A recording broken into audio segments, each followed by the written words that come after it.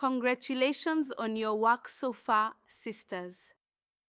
It will literally pay you dividends in the years to come. The objective of this video is to contemplate the root origins of the core beliefs that affect our level of insecurity so that we can redefine our parameters and place them in a more realistic and generous perspective. When researchers study people with deep insecurities, such as the imposter syndrome, several things become clear. First is that a person's core values and beliefs play a big role in the formation of these dysfunctional behaviors. In other words, those beliefs that are held deep in our hearts, which can seem totally unrelated to what's happening in real life, will cause us to make the decisions of an under-earner. Second is that the environment we are in sets the general parameters. When you're young, that means family and school, but as an adult, the working environment you face makes a big difference. How harsh, demanding, and unforgiving is your environment? The tougher the environment, the more deeply insecurities run because you will never measure up to unrealistic demands. In this video, we'll explore these gut feelings and figure out how they started so we can figure out how to end them. What red flags should you look for? Insecurities usually boil down to the fear of being judged harshly, but as with everything, harshness is going to be in the eyes of the beholder. When we see ourselves from the perspective of those we feel are judging us, we become our own worst critics. We will hold ourselves to higher standards and demand more out of ourselves than we expect of others. Plus, we'll overemphasize our own faults and even forget that the people who we feel are sitting in judgment on us even have their own human shortcomings. Think back to your early life. If you experienced a constant barrage of heavy criticism from your parents or teachers in school, they probably acted as though their judgments were always fair and wise, even if you realize as an adult that they clearly weren't. Despite knowing intellectually that those early authority figures were wrong or heavy-handed, we have already internalized the messages we received at the time and carry the scars of that mistreatment into our adult lives. Have these recollections of your early life raised any red flags? Similarly, some industries are really brutal and we can experience bad treatment early on in our careers. If we arrive at a new company or career with low self-esteem from our family and schooling, then we are at an additional disadvantage when we meet that overly demanding boss. Just like our parents and teachers, the boss is not going to say, "Sorry, I know my expectations are impossible for a mere mortal to meet." They are more likely to say, "Get it done immediately or I'll find someone who will." The more insecure someone is to start with, the more likely they are to accept unreasonable demands in the workplace without question and negative criticism as true and deserved. Rather than being able to give themselves time to work out what is fair and what is not, then possibly seek advice or support. A person who has been trained to doubt themselves is neurologically hardwired to react with unquestioning fear and self-blame. Has thinking about your work life raised any red flags? Other traits that can destroy your feelings of competence are habitually second-guessing yourself and dwelling on every failure. If you make a mistake, do you chastise yourself over and over? Do you wonder ad nauseam what you might have done differently? If so, that is the kind of perfectionistic thinking you need to consciously be aware of and consciously stop doing. Another red flag. Whatever kind of inner dialogue we regularly have with ourselves becomes a pattern.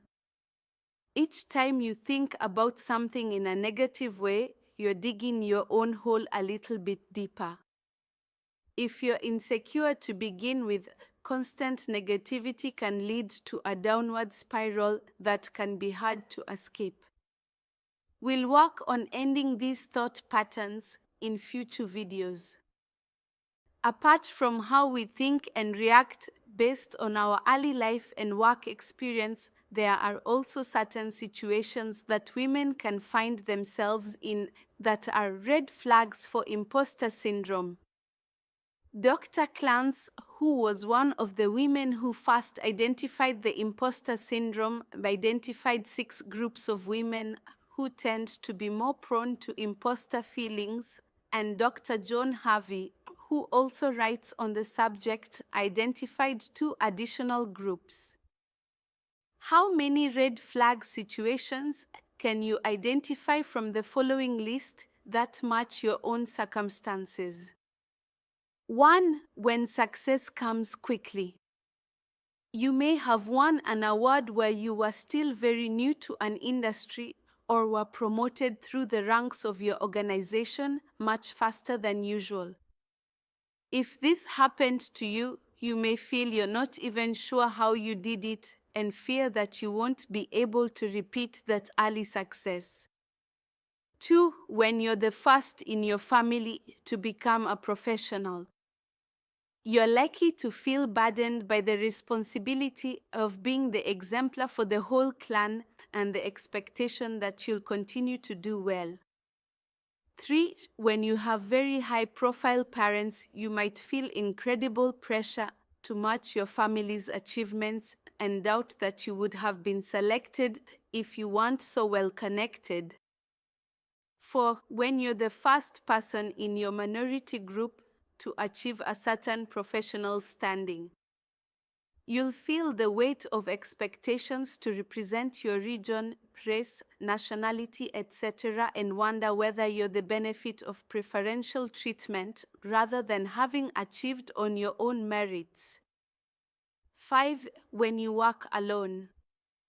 There's no one to give you objective feedback, and women with imposter syndrome who don't work in a setting with regular contact with a boss or colleagues to give them a sense of how they're doing set unrealistically high standards for themselves. 6. When you're a student. Your constant level of anxiety over test results and evaluations triggers intense self-doubt about your own worth and capabilities. 7. When you're working in a male-dominated industry. Dr. Harvey found that both men and women feel the effects of the imposter syndrome at significantly higher rates when they are working in occupations considered atypical for their sex. 8. When you're a creative professional. The constant need to create something new, different, and better than the last performance is fertile ground for self-doubts. The comedian and actor Mike Myers is famous for coining the term "no talent police" I referred to earlier when he said that he still believed that at any time now they would come and arrest him. In the normal course of life, we usually feel more competent as we gain more experience in our field. Women who suffer from imposter syndrome don't experience that. Rather, their increased levels of achievement as they move through their careers just adds to their distress. As discussed, we usually fear being judged owing to bad experiences in our early life. If you grew up with parents or teachers who demanded perfection, chances are high that a harsh voice is still living rent-free in your head as your chief critic. If so, you have to work on silencing them, which we'll address in future videos. Now, think back and ask yourself how your early successes then failures in life were handled by your parents or other adults. How did you react? Were you given the impression that nothing you did measured up, that your parents expected Mozart when you were barely able to play Twinkle, Twinkle, Little Star? One of my early impactful memories was of experiencing what seemed to have been the expectation that I would create something like a fine ceramic vase during a 2-week school holiday pottery program for beginners. At the end of the fortnight, when I proudly brought home a crude but colorful clay dish, my mother was not at all impressed. Women are heavily socialized to behave in certain ways, such as to always be humble and to put others first, even to the point of denial of their own needs. Maybe you were given the impression that if you won, then somebody else lost, when that wasn't nice. Some women are made to feel guilty for success and guilty for failure too. They can't win. Or can they? The world is changing rapidly, and the way we've been socialized, which has been viewed as being very negative and has held us back from feeling competent, is now becoming seen as a major bonus as we are moving further into the information age. If you're interested in finding out a little more about how this aspect of our identity as women is likely to become seen as an advantage in the future, download the Women's Attitudes to Achievement article via a link in the Module 3 PDF. In the meantime, there are still a list of external, gender-based, sexist issues that quite naturally cause us to doubt our competency and value in the world, and they've been outlined in the article Women in the World of Work, also available via a link in the Module 3 PDF. Some of them are unfortunately very familiar, such as the gender pay gap, which is what this program is all about. Other issues such as discounting and women's struggle with emotional labor, which is just becoming widely discussed, is something worth considering at this point. We won't cover them here since they are general and not directly relevant, but it will give you time to sit with how these things affect your feelings of competence in preparation for the work in Module 6, Power Level, Negotiation Ninja. For now, think about how your experiences and thought patterns have affected your feelings of competence, and in our next video, we'll work on letting go of the original messages that led you into dysfunction. To recap, here are a list of red flag thoughts to be aware of. Insecurities as deep as the imposter syndrome will surface if we are often judged harshly, whether that judgment comes from ourselves or others. If we were raised under constant judgment, then we carry that into adulthood. Professional working environments can be very harsh. The more insecure you are, the more likely you are to feel like you have to put up with it. Second-guessing yourself constantly or endlessly dwelling on every perceived failure, no matter how small. Perfectionism. Dwelling on failure or overreacting to it. When success comes quickly. When you're the first in your family to become a professional. When you have very high-profile parents. When you're the first person in your social group to achieve a certain professional standing. When you work alone. When you're a student. When you're working in a male-dominated industry. When you're a creative professional. Reflective questions. In the Module 3 PDF or in your journal, write on any of the questions below that catch your attention. Of course, there's no need to do all of them. We are trying to offer an opportunity to women who potentially have imposter syndrome to see how that may show up in different forms and from different sources. What messages did you receive in childhood about success, failure, and your worth? Growing up, I was taught that success looked like, and failure meant. I remember feeling especially judged when. Was there a moment you first felt judged or ashamed just for trying? One early memory that still sits with me is I was trying to, and the response I got made me feel. How were your early mistakes or shortcomings handled by adults? When I made mistakes as a kid, the reaction was usually, this made me feel like. Do you still carry a critic's voice in your head? Whose is it? The voice I hear when I doubt myself sounds like. It often says, and I think it came from. Have you worked in places with unhealthy demands or no support? In one of my jobs, I remember feeling like I had to. Just to keep up. There was no space for. Have you ever internalized blame when the expectations were unreasonable? There was a time I thought I'd failed, but looking back, the expectations were actually, and I didn't realize it then because. Do you accept criticism without checking if it's fair?